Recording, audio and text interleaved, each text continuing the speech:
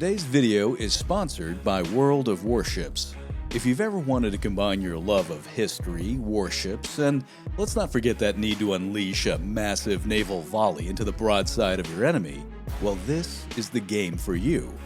World of Warships combines the thrill of action and strategic gameplay. You're going to need to not only outgun, but also outthink your opponent.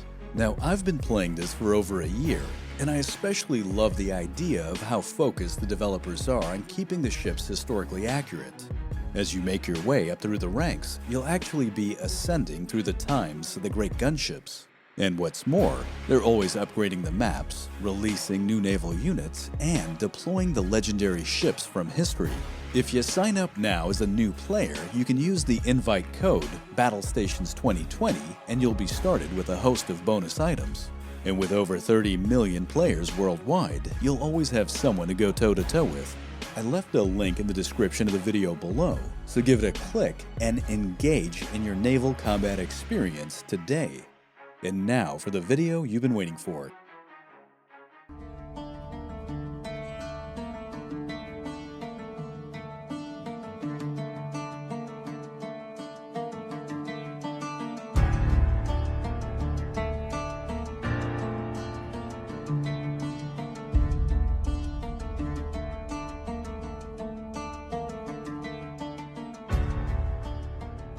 Muhammad I was the first Emir of Nasrid Granada and died at the age of 78. He gave to his son the rather conveniently named Muhammad II, a land that was well established but still with many challenges. The Christian kingdoms, while distracted with internal problems, were still powerful and dangerous. In the south, the Marinids were becoming an increasing threat. Their armies would begin to more frequently invade the Iberian Peninsula, and not always to the benefit of their Muslim co-religionists. And the Banu Ashwin, the dominant noble house who helped bring the Nasrid to power, were still in revolt. To make matters more complicated, the Sultanate of Granada held a commanding position over the Strait of Gibraltar, which would only become more increasingly important as trade flourished, and this would only make her a bigger target. But the new emir who took power at the age of 38 was well experienced and groomed for the job. He also seemed to possess his father's cunning, near Machiavellian abilities. As it would turn out, many of the early emirs seemed to have this exact same trait, almost as if it was passed down in their DNA. Muhammad II's goal was the same as his father's: survival at any cost. He too would play the game of shifting alliances with expertise. He began his reign by putting down the Banu Ashwin. This was going to be a grueling task that would take over a decade and became a civil war. During the civil war, the emir, like his father, artfully used the elite Marinid cavalry, the aforementioned Al-Ghuzat al-Mujahideen, the warriors of jihad, also known as the volunteers of the faith. He did this so frequently that the Ghuzat, in time, became his own elite corps. In the end, after nearly a decade of fighting, Muhammad II proved successful. He drove his rival from one stronghold to the next, and in 1288, with no alternatives, the Banu Ashwin departed the peninsula for the Maghreb forever. Now, to keep Castile occupied while all this was going on, the emir deviously managed to turn prominent members of the Castilian aristocracy against their own king. And when this wasn't enough, in 1275, Muhammad II invited in not just Marinid mercenaries, but their entire army. This incoming army ravaged the lands of Castile all the way to Toledo, but it came at a price for Granada. The Marinids took the ports of Algeciras and Tarifa, and now felt it was their, quote, duty to attack anytime they needed. Thus, another Marinid invasion happened in 1277. But then the game of alliances shifted once again, and when they returned in 1282, they ironically stormed Iberia to help Castile and to put Alfonso X back on the throne. And keep in mind that this would not be the last time that alliances would change. By the year 1291, Muhammad II had had enough of his North African ally. He made a treaty with the King of Castile, now Sancho IV, to retake Algeciras and Tarifa. which to the credit of the Castilian king was able to be accomplished the next year. But then when Sancho IV refused to hand back the ports, the emir cancelled his treaty with Castile and re-established his alliance with the Marinids. And it would continue like this around and around and around in a dizzying, chaotic political dance. I'll spare you the details. Now suffice it to say, despite this precarious situation, Muhammad II still managed to come out in a strong position. He became Castile's vassal yet again, which did have the effect of keeping the other Christian kingdoms at bay. And then he got extremely lucky. Sancho IV died, leaving a 10-year-old son. Castile spiraled into a succession crisis and even a quasi-civil war. Even the Kingdom of Leon temporarily broke off, which, as can be imagined, would keep the new sovereign occupied for the foreseeable future.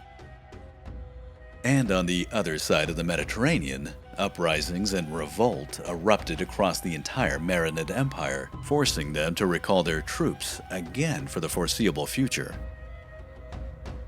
Muhammad II was a very capable leader, and despite the consistent invasions, betrayals, and shifting alliances, he managed to consolidate the power of the Sultanate of Granada, expelled the Banu Ashqualala, subdued Castile and the Marinids, and harnessed the Guzat into his own elite fighting corps. The only thing that he failed to do was to foresee how he would be killed, which would come from a source that was perhaps more personal than he expected. Now, if I haven't mentioned this before, ruthlessness ran in the family of the Nasrid Dynasty.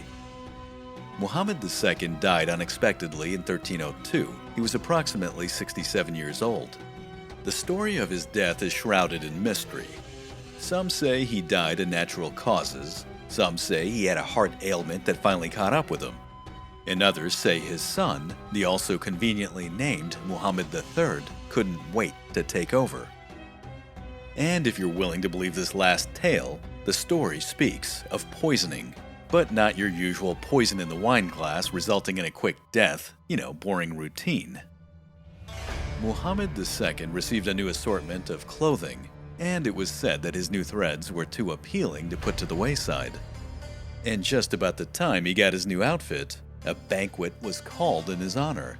Again, some sources say that his son, Muhammad III, arranged this feast.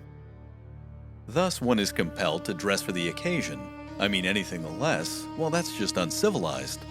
Donning his new attire, Muhammad II arrived in splendor. But unknown to him, his clothes were laced with poison. It was about halfway through dinner when he began to feel unwell and had to retire, at which point the poison lining was discovered, but by then it was too late. The doctors who attended to the emir spoke of an agonizing death, not in hours or days, but weeks. The account of it talks about chunks of flesh that literally fell from his bones, till there was nothing left but an animated skeleton, gasping for breath. But of course, this could just be a story, so take it for what it's worth. However, it should be noted that Muhammad III came to power in 1302 and was renowned through his short reign for episodes of bizarre cruelty, and eventually he would gain the title, the Deposed. And I'll just leave it at that. Now, Muhammad III was an aggressive emir that bolstered the army, but whereas his predecessors played the game of diplomacy, he opted for a much more militaristic stance. With Castile and the Marinids bogged down with succession issues and uprisings respectively, the new emir went on the offensive. In 1306, he took the city of Ceuta in Morocco, but having control of both sides of the Strait of Gibraltar was just too much for his enemies to bear. They all quickly sobered up from their domestic entanglements and combined their forces. Castile, Aragon, and the Marinids all declared war on the upstart Sultanate of Granada, which had dared to expand. Now, being at war on basically every front was bad for business and made the emir extremely unpopular. He was forced to abdicate in 1309 to his half-brother Nasser, but when he attempted to regain power, he failed. It was said that Nasser found him and personally dragged him to the Alhambra, where he had the deposed emir drowned in one of the pools of water in the palace city. Well, what can you say? Perhaps it was time for new leadership anyway. They say that fighting a two-front war is never a good idea. A three-front war is even worse. Nasser, the new emir, had to work fast to avoid getting completely wiped out. He ceded the cities of Ceuta and Algeciras to the Marinids, and for good measure he threw in the city of Granda. While doing this would effectively give the North African Caliphate significant power over the Strait of Gibraltar, it would also make them a bigger target for everyone else, and by doing so the emir had secured his southern front. However, while he was negotiating with the Marinids, Castile invaded his western border and overran Gibraltar, and on his eastern front, Aragon began to lay siege to Almeria, both on land and with a naval blockade.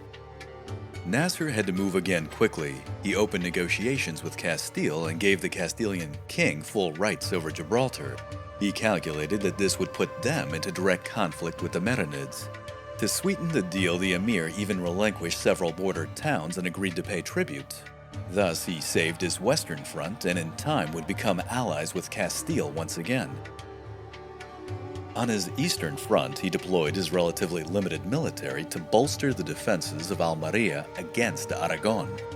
The Aragonese siege was extensive, but the port city was now reinforced into a fortress, and as such, the siege would drag on and on. The defenders of the city at one point, running out of boiling oil to drop on the Knights of Aragon, used raw sewage instead, which, as it would turn out, was surprisingly effective. Seeing that their siege was going nowhere, Aragon withdrew and peace came to the eastern front. But this was not the end of Nasser's problems. Granted, he had inherited a militarily impossible situation from his predecessor, and even though his methods saved Granada, they also made him very unpopular as he was looked on as someone who could only appease his enemies. And his critics would accuse him of being too pro-Christian as his relations with Castile grew increasingly more casual. As it would turn out, it was his nephew, Ismail, that used the rising discontent to seize the throne, capture the capital, and plunge the Emirate into civil war. Nasser was eventually exiled, but he wasn't done. When the opportunity was right, he went to Castile for help. When Nasser's envoy arrived, Castile was having issues of succession. The new king, Alfonso XI, was only 1 year old when his father had died.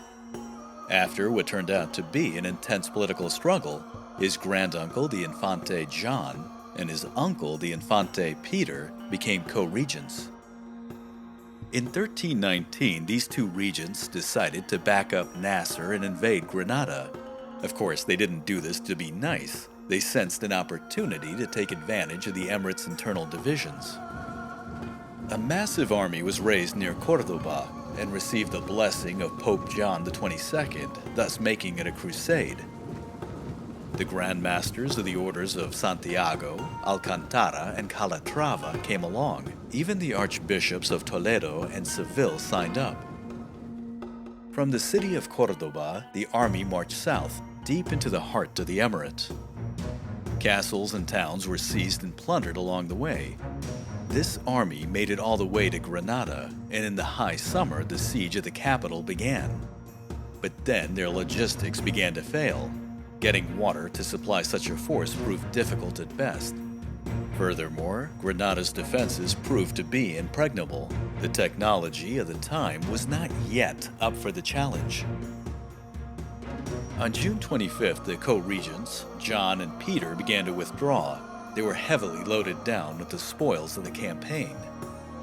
Peter, the younger of the two, took the vanguard, but that day there was an intense heat wave, and as a result, the men made slow progress.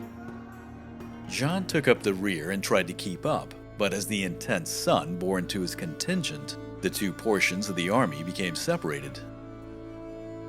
During this entire time, the emir, Ismail, had kept his army reined in, but his scouts had reported to him the disorganization of the Castilians.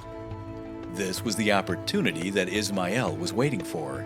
He mobilized the elite Guzat cavalry and sent them in to attack a portion of the separated Castilians. Their shock tactics took the Castilian rear by surprise and crippled it. Thus, John had to desperately call to Peter for help. But instead of rushing back immediately to help secure the line, Peter got into an intense discussion with his high command about what to do next. While this debate was raging on, the Castilians at the end of the line were being shattered. Peter, at the head of the army, finally decided to rush back to help.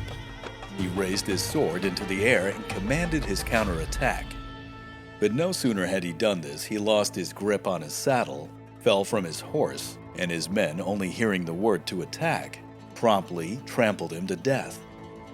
Now leaderless, the front of the army began to disintegrate. It became utter chaos. Many of the soldiers who were loaded down with plunder attempted to escape. But in their complete disorder, most ended up drowning as they struggled to cross the Rio Hinal. But meanwhile, at the rear, John continued to watch his men fall to the remarkable and powerful attacks of the Guzat. But he would not be able to watch for very long. Between the intense heat and the extreme stress of the event, it was just too much for this elderly commander to take. As the battle engulfed him, his men noticed that he fell from his horse. But when they came to his aid, they discovered that he was already dead. Now, according to one chronicle, this was a heart attack, and according to another, this was a stroke. But what was known for sure was the fate of the Castilian army. It was completely destroyed. History would remember this as the disaster of the Vega. With both regions and most of the Castilian army now dead, the Kingdom of Castile was effectively neutralized. The chroniclers of the time would speak of the defeat in terms of entire towns being depopulated, frontier cities losing their garrisons, and years before the Castilian army could be effectively restored.